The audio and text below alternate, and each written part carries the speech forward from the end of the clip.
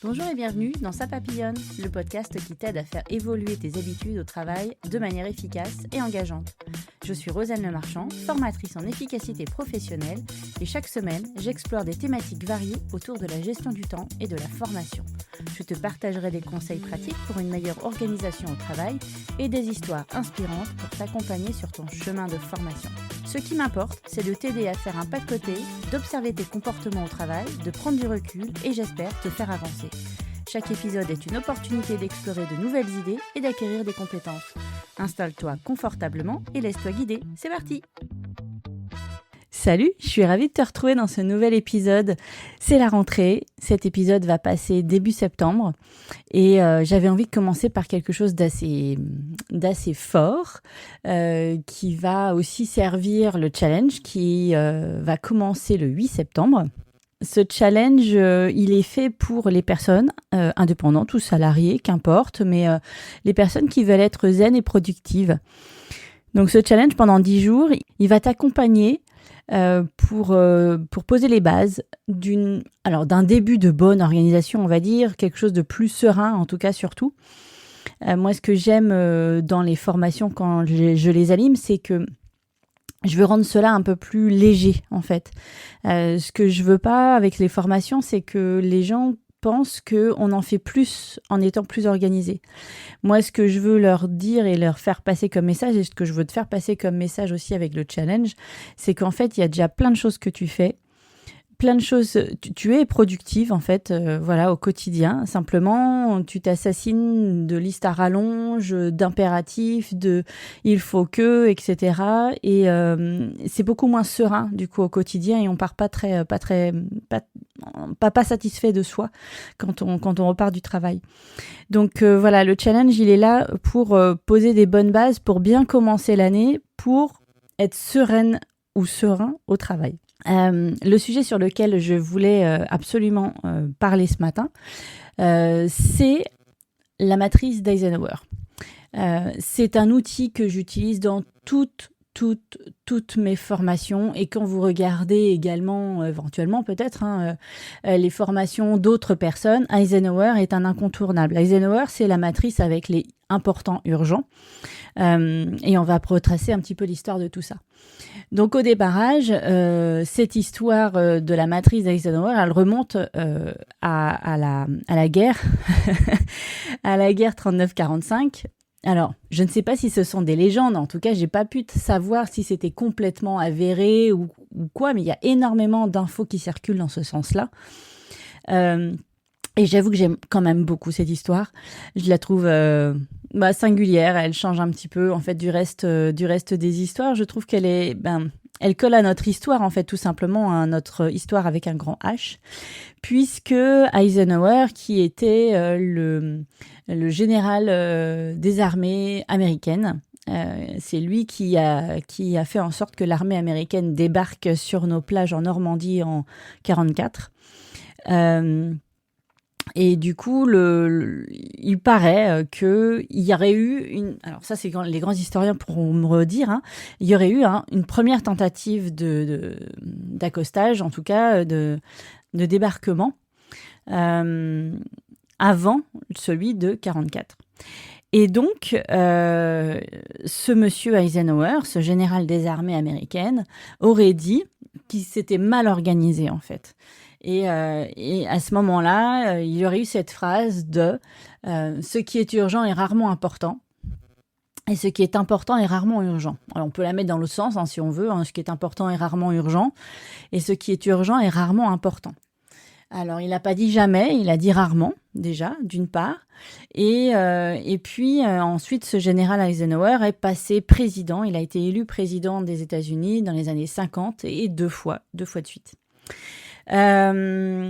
Et c'est pas lui qui a créé la matrice d'Eisenhower, c'est quelqu'un, je ne sais pas qui a créé à partir de cette phrase-là.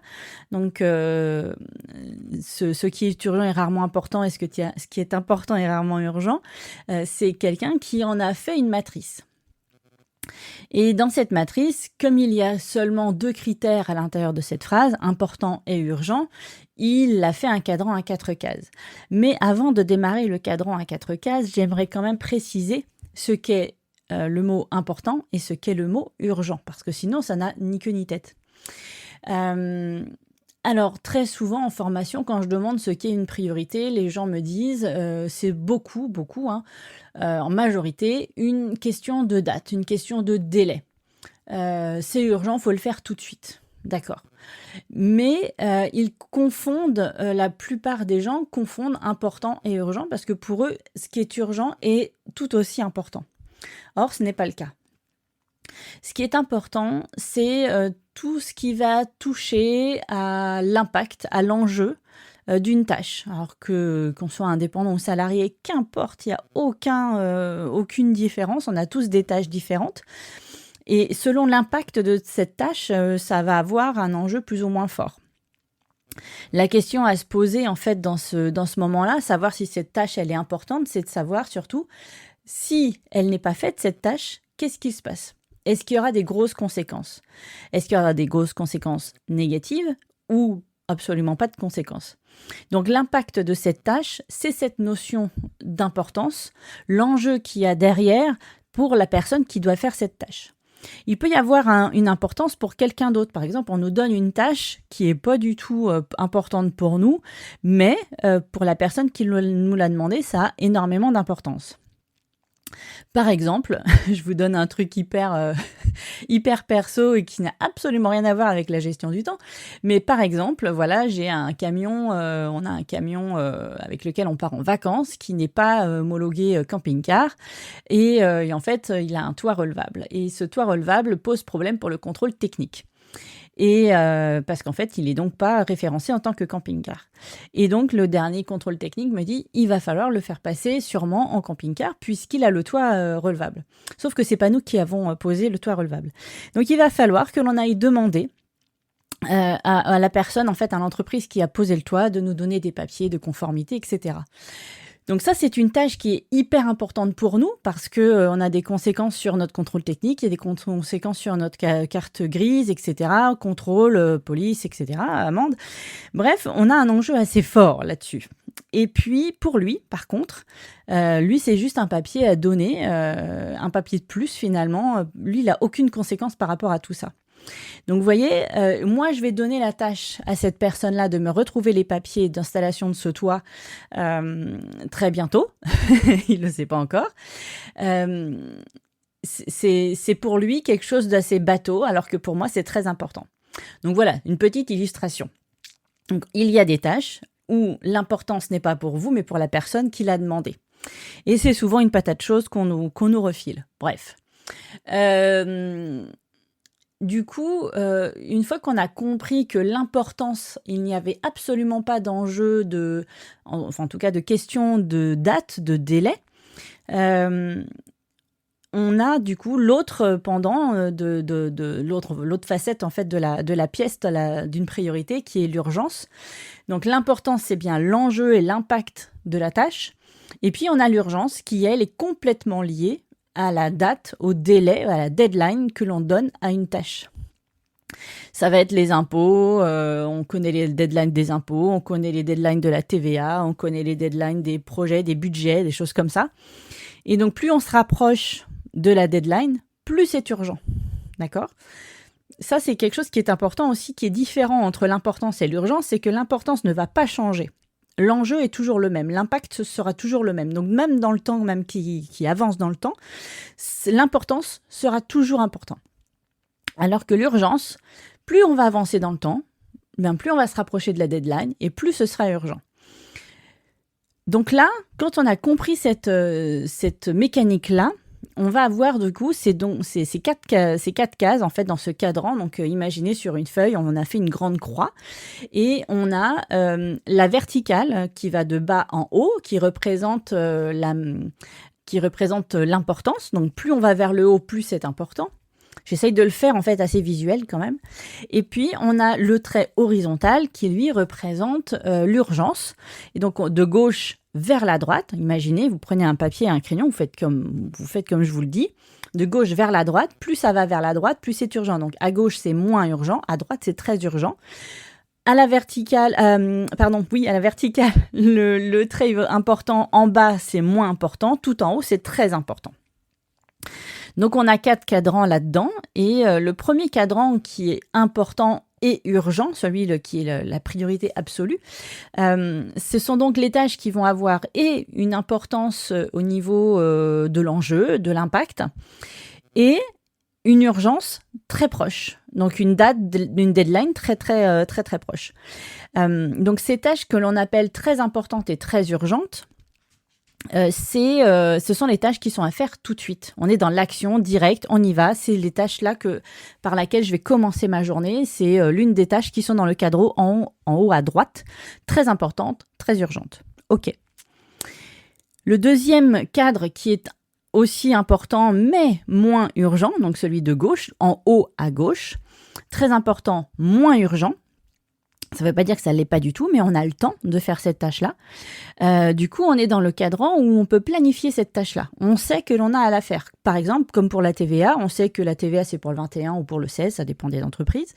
On va s'y prendre la première semaine du mois pour gérer cette TVA, mais plus on se rapproche de la date, plus c'est urgent, d'accord ? Donc, on va plutôt la planifier, on va se dire, voilà, la première semaine du mois, je vais me faire la TVA, je suis tranquille, c'est bien important parce que l'impact est fort. Si je ne fais pas ma TVA, moi j'ai des amendes derrière, les impôts ne rigolent pas avec ça.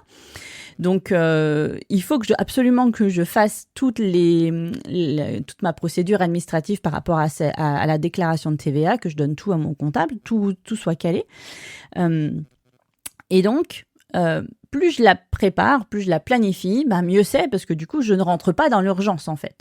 Le but du jeu dans ce cadran-là et dans les tâches, c'est d'avoir le moins de choses possible dans le très important, très urgent, histoire de ne pas être dans la précipitation, et d'avoir un peu plus de choses dans important, moins urgent, histoire de pouvoir les planifier. Et donc, on le voit venir, on sait à l'avance que ça va arriver.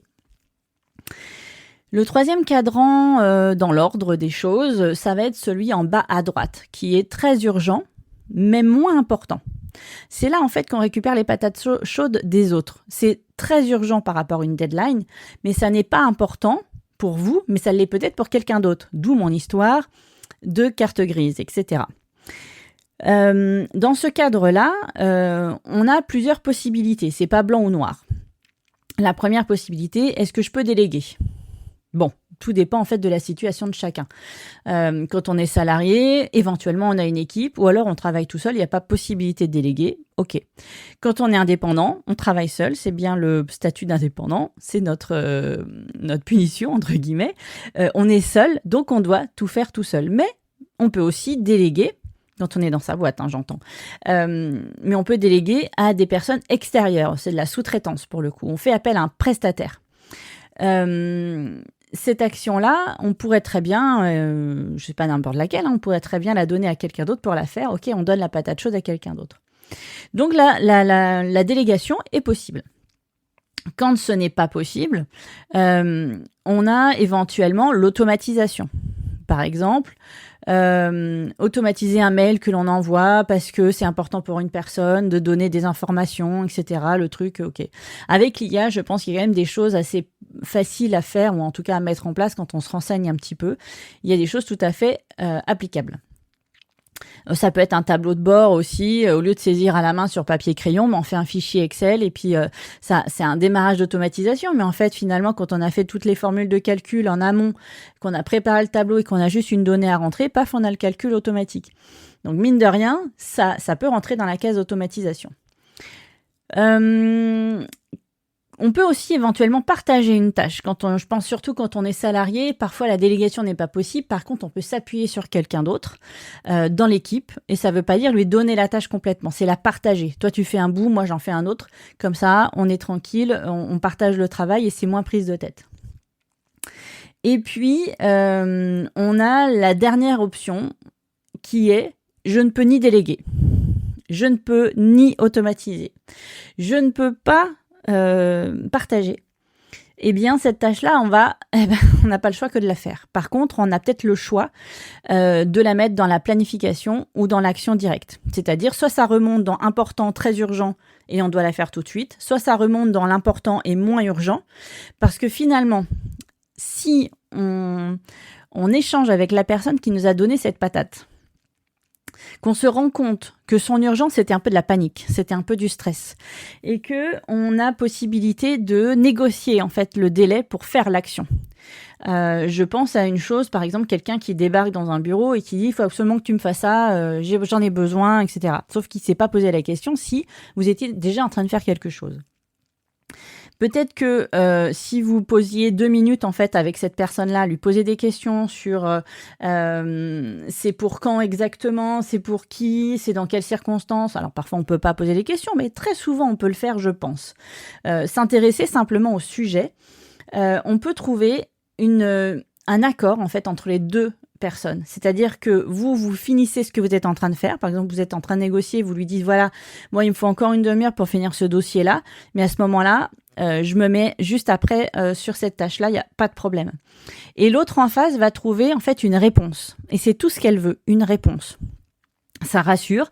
C'est comme, je sais pas, vous demandez, vous appelez les impôts, vous appelez la CAF ou quoi que ce soit, et on vous donne une réponse d'ici 3 jours ou d'ici 2 jours, je vous rappelle demain. Ok, je suis déjà rassurée, je sais que ma demande elle est prise en compte, je vais avoir une réponse. Par contre, il faut tenir ces délais. Donc la personne en face, elle a une réponse, elle est rassurée, donc elle sait que vous allez faire cette tâche-là. Mais pour autant, vous n'allez pas écraser ce que vous étiez en train de faire, mettre tout de côté comme si c'était la guerre à côté du bureau et qu'il fallait absolument tout arrêter.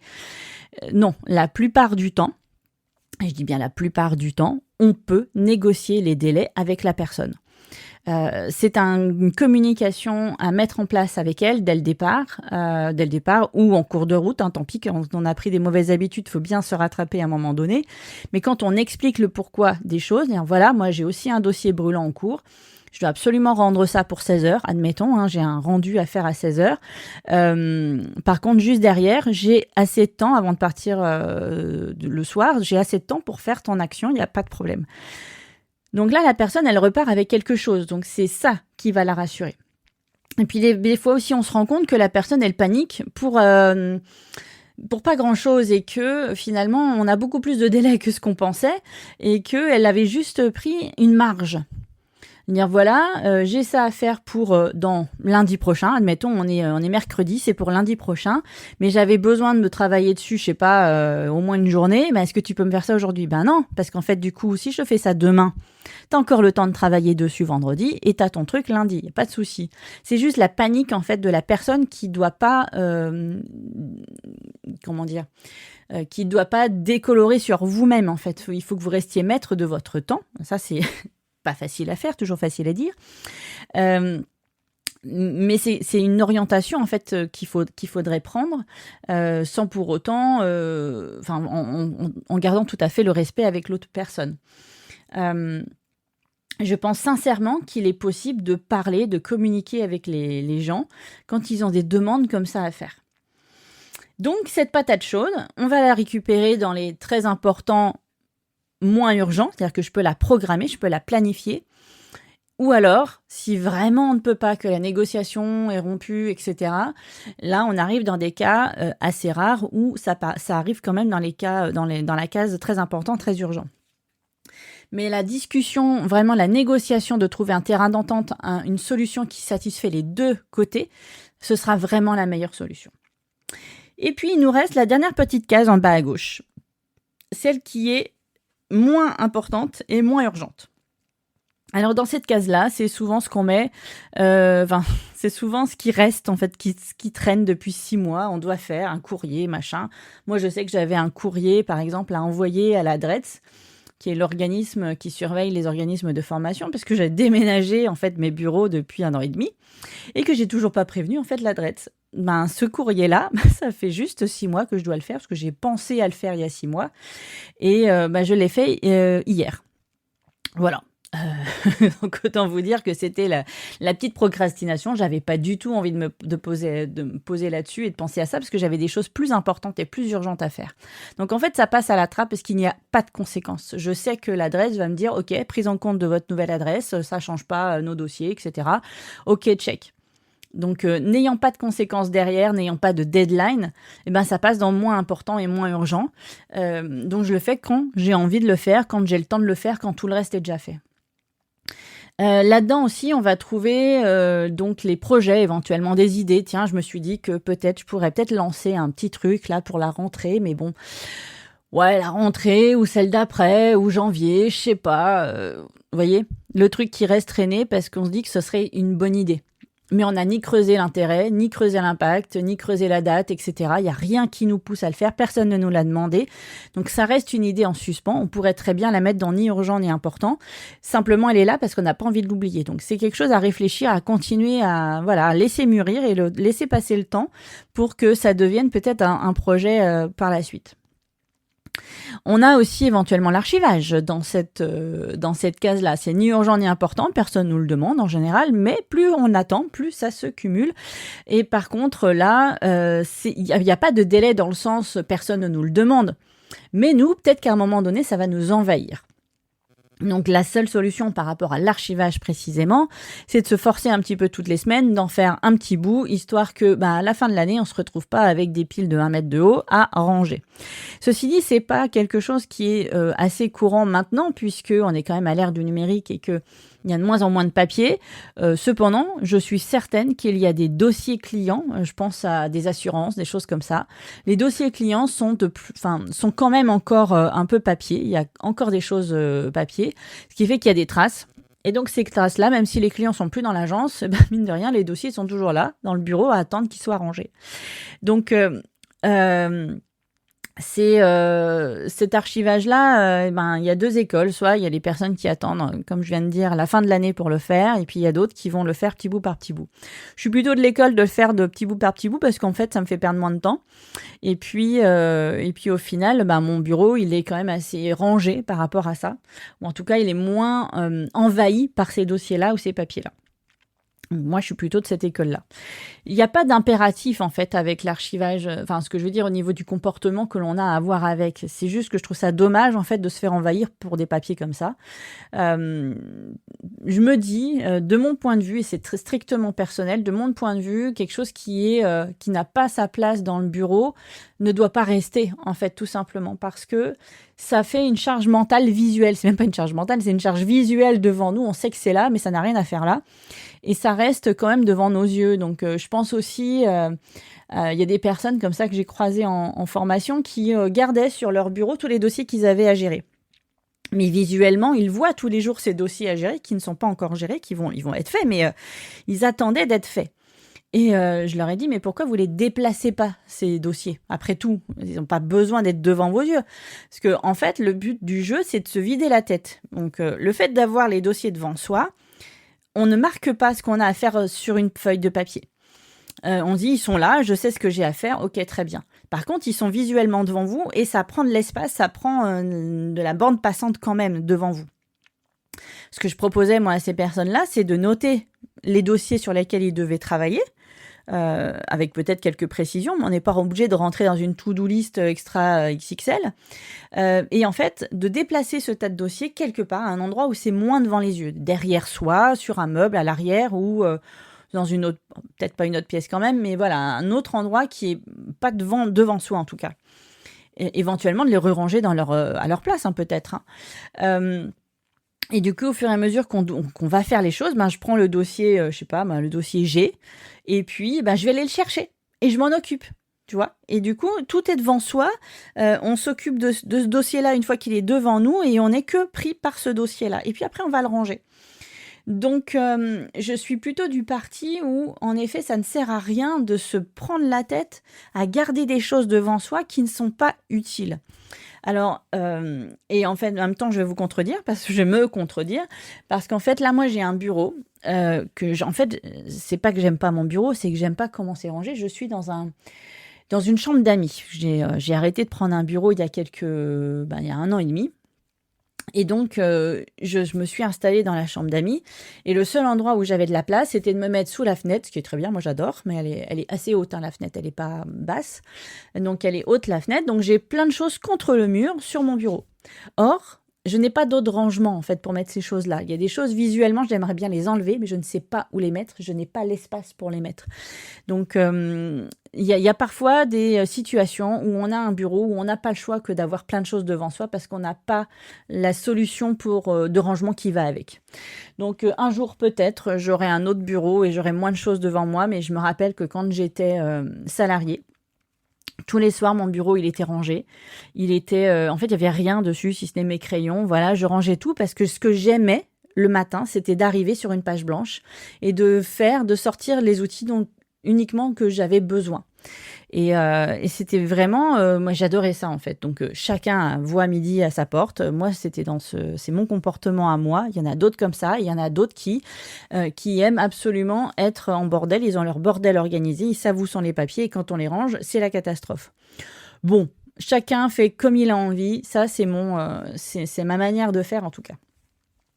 Bref, j'en suis arrivée quand même pas mal au bout de ce que j'avais à vous dire. J'ai donc fait les 4 cadrans, important et urgent, où on fait l'action directe, on se lance là-dedans. C'est par ces actions-là, ces tâches-là qu'on se lance le matin pour démarrer sa journée.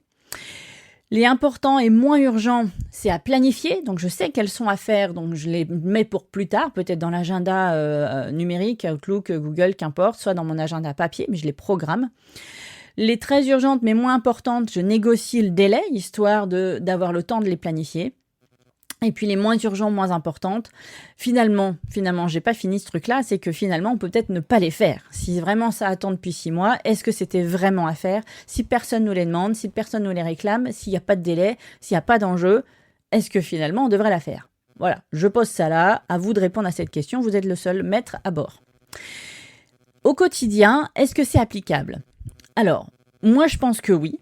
Il suffit de se faire une trame en fait numérique, numérique ou papier, qu'importe, mais de se faire une trame et de l'imprimer peut-être tous les jours. Si on a besoin de se faire de se faire une organisation comme ça du jour au lendemain, dire ah ouais, je veux mettre la Eisenhower en place, très bien. Ben, j'ai besoin d'un petit peu de papier quand même pour m'aider à classer les choses. Donc la difficulté au départ sera vraiment de où est-ce que je mets quelle tâche. Donc c'est l'importance qui va vous poser le plus de problèmes, puisque l'urgence, vous l'avez, le deadline, vous la connaissez en général. Donc maintenant, est-ce que l'importance est arrangée dans très important ou moins important? Ça, c'est à vous de voir. Si c'est toujours très important, là, c'est la deadline qui va faire la différence. Est-ce que je la mets en action rapide tout de suite, très urgente? Est-ce que c'est à faire tout de suite? Ou est-ce que je la mets en planification dans moins urgent? Voilà, en gros, c'est un peu la difficulté que vous allez avoir quand vous allez vous lancer à faire ça. Cependant, l'appliquer au quotidien, c'est complètement faisable. Moi, pour ma part, je le fais toutes les semaines et pas tous les jours.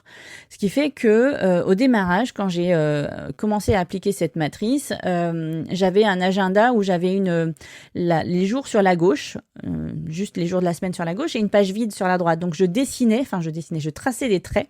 Je prenais ma règle, je traçais 4 cases pour remplir important, urgent, etc. Je définissais les 4 cases et je remplissais mes tâches à l'intérieur. Donc, il y avait une réflexion et c'est vachement important cette réflexion-là au départ puisque plus vous allez la faire, plus ce sera naturel en fait de le faire. Aujourd'hui, je suis capable de vous dire très rapidement si c'est très urgent ou pas urgent ou important ou pas important.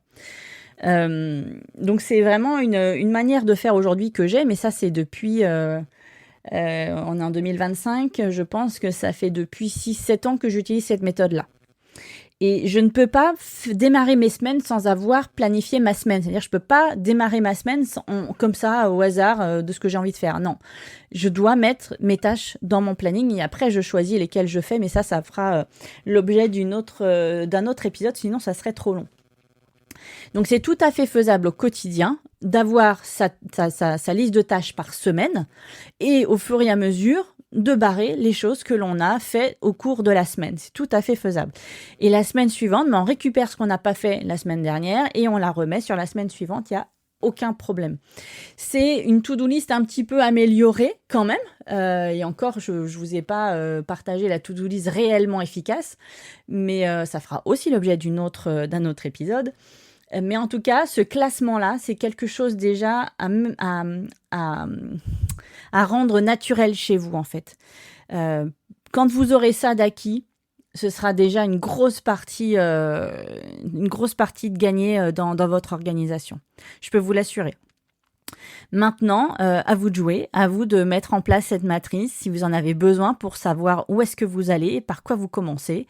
Et vous me dites, n'hésitez pas à me dire, hein, surtout si ça a changé les choses pour vous. Pour moi, ça a tout changé.